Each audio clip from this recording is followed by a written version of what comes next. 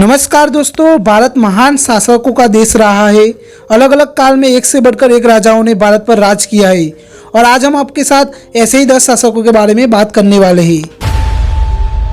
Number 1, Ajatashatru 491 BC. Ajatashatru Magadh पर राज करते थे और वह हयन का वंश से थे। उनके पिता सम्राट बिंबिसार थे। अजातशत्रु ने अपने पिता को बंदी बनाकर सत्ता हासिल कर ली। अजातशत्रु बुद्ध और महावीर के समय में हुए और उन्होंने उन्हें पूर्ण रूप से संरक्षण दिया। अजातशत्रु ने वज्जी को हराकर वैशाली जैसे बड़े राज्य पर नियंत्रण प्राप्त किया। अजातशत्रु ने अपने भाइयों जो कि खोसला राज्य के राजा थे उन्हें हराकर खोसला पर भी आधिपत्य हासिल किया। अजातशत्रु के समय में मगध मध्य भारत का बहुत ही शक्तिशाली राज्य था। Number 2, Chandragupta Maurya 340 BC. मौर्य वंश के संस्थापक चंद्रगुप्त को भारत के पहले अहम राजा के रूप में माना जाता है। चाणक्य रूपी महान रणनीतिकार को गुरु के रूप में पाने के बाद उन्होंने अपना अभियान शुरू किया और 20 वर्ष की अल्प आयु में ही युद्ध जीतने शुरू कर दिए थे। अलेक्जेंडर के भारत पर आक्रमण का विरोध करने में वह पूरी तरह सक्षम थे। बालक के रूप में चंद्रगुप्त को चाणक्य ने तक्षशिला में देखा था। उन्हें बालक चंद्रगुप्त की प्रतिभा का भान हो गया और उन्हें चंद्रगुप्त को उत्तम शिक्षा दी। बड़े होने के बाद चंद्रगुप्त ने नंद वंश का नाश करके अपना राज्य शुरू किया। उन्होंने मगध पर भी कब्जा कर लिया और पश्चिमी ईरान तक अपना राज्य बढ़ा लिया। उस समय अलेक्जेंडर का सेनापति सेल्यूकस वहां का राजा था। चंद्रगुप्त ने उसे युद्ध में हराकर बहुत सा राज्य वापस ले लिया। दोस्तों, चंद्रगुप्त मौर्य ही वो राजा है जिसे सिकंदर को भारत छोड़ने पर मजबूर किया था। दोस्तों, मैं तो यही कहूंगा कि जो हारा वो सिकंदर, जो जीता वो चंद्रगुप्त मौर्य। फिलहाल आपकी राय क्या है, कमेंट बॉक्स में जरूर बताएं। नंबर 3, सम्राट अशोक। अशोक महान एक ऐसे शासक थे जिनका राज्य अफगानिस्तान से लेकर बर्मा तक और कश्मीर से लेकर तमिलनाडु तक फैला हुआ था। उनकी राजधानी पाटलिपुत्र थी। अशोक को भारत के इतिहास में सबसे शक्तिशाली और महान राजा माना जाता है।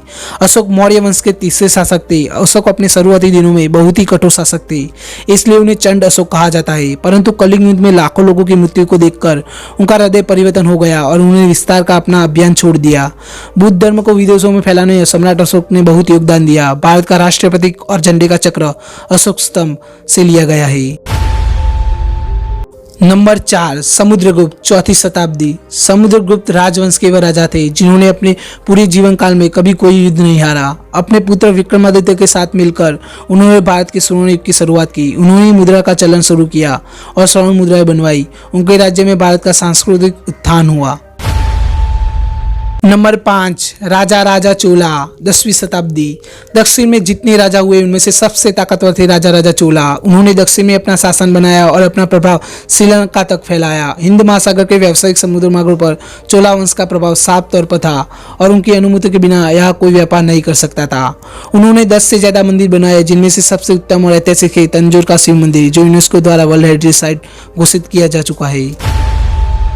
नंबर 6, कृष्णदेवराय तकरीबन 1509 से लेकर 1530 तक। दक्षिण के महान राजा कृष्णदेवराय विजयनगर के शासक थे।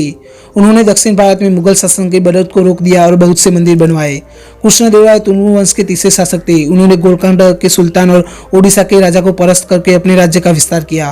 कृष्णदेवराय को उस समय के सबसे ताकतवर हिंदू राजाओं में माना जाता है। उनके प्रभाव के कारण बाबर ने कृष्णदेवराय के राज्य पर आक्रमण नहीं किया। नंबर 7, महाराणा प्रताप। मुगल काल में जब राजपूतानों के अन्य शासकों ने मुगलों से संधि कर ली थी, तब मेवाड़ की भूमि पर जिस सूर्य का उदय हुआ उसका नाम था प्रताप। माता से मेवाड़ी परंपरा और शौर्य की गाथा सुनकर प्रताप का मन बचपन से ही मातृभूमि की भक्ति में लग गया और उन्होंने अपना जीवन राष्ट्र, कुल और धर्म की रक्षा के लिए अर्पित कर दिया। अकबर से पराजित होने के और जंगलों में भटकने बाद भी उनका साहस नहीं टूटा और महाराणा ने चित्तौड़गढ़ वापस प्राप्त किया और राजपूतानों की शान फिर से बढ़ाई। महाराणा ने प्रण लिया था कि जब तक वह चित्तौड़गढ़ वापस नहीं लेंगे तब तक ना पलंग पर सोएंगे और ना सोने की थालियों में खाएंगे। उन्होंने अपने कर्म के लिए राज सुख भोगना त्याग दिया।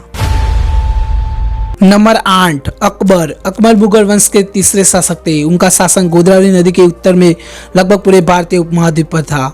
अकबर ही एक ऐसा राजा था जिसे हिंदू मुस्लिम दोनों ही धर्मों के लोगों से बराबर स्नेह और सम्मान मिला। विशाल मुगल राज्य को एकजुट करने के लिए अकबर ने अपने साम्राज्य वर्ग में प्रशासन की एक केंद्रीकृत प्रणाली की स्थापना की और हारे हुए राजाओं के या शादी की कूटनीति द्वारा संभावित विद्रोह को खत्म कर दिया। नंबर 9, शिवाजी महाराज 1660 से लेकर 1680।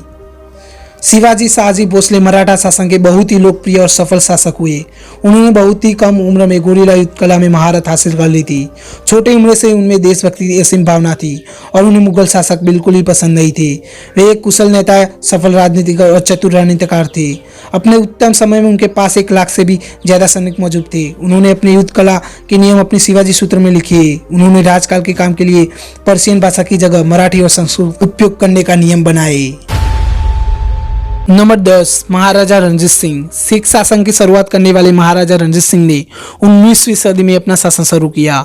उनका शासन पंजाब प्रांत में फैला हुआ था और उन्होंने दल खालसा नामक एक संगठन का नेतृत्व किया था। उन्होंने छोटे गुटों में बटे हुए सिखों को एकत्रित किया।